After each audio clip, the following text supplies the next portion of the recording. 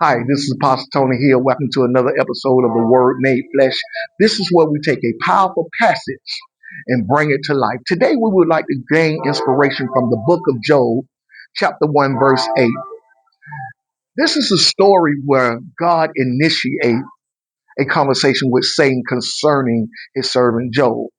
And he initiated a conversation with Satan concerning his servant Job, not because he wants to punish him, but because he wants to prove him. And he says, have you considered my servant Job, that there's none like him in the land, that he is a faithful and committed servant?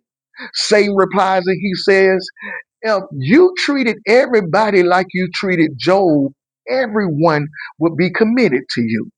So he says, I guarantee you, if you allow me to touch him, he'll turn on you. So he says, well, touch him. He said, but I can't touch him because he's protected by the hedge of protection, which is your presence. He said, but if you lower that hedge and allow me to touch everything that I got, I promise you that Job will curse you and rebel against you. So God lowers the hedge and allows Satan to go to work. Satan touches all of Job's livestock and his animals. He touches all of his dwelling places. He even touched his kids and all of his wealth and harvest. And then Satan comes back, and God said, yeah, you touched everything that he had, but Job did not rebel, nor did he speak foolish of me. He said, but I got one more. If you allow me to touch his body, I guarantee that he will rebel against you to save his own life. And God said, okay, you can touch his body all the way until the brink of death, but you cannot take his life.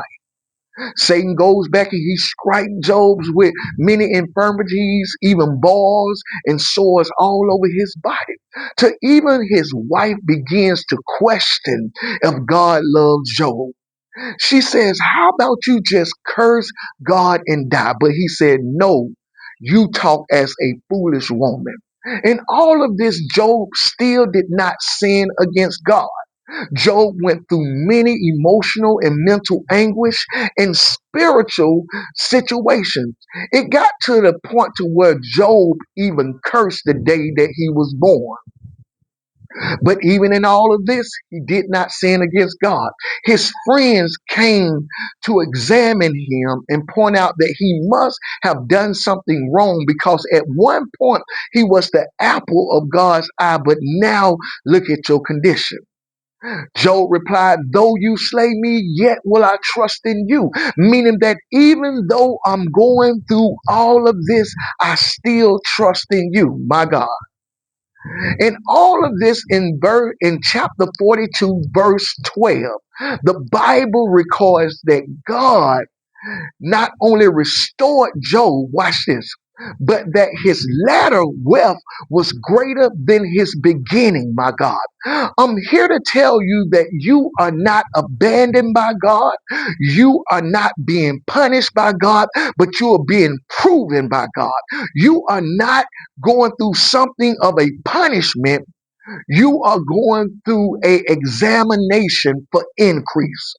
God is testing you to make sure that you have a soul that can handle what he's about to release.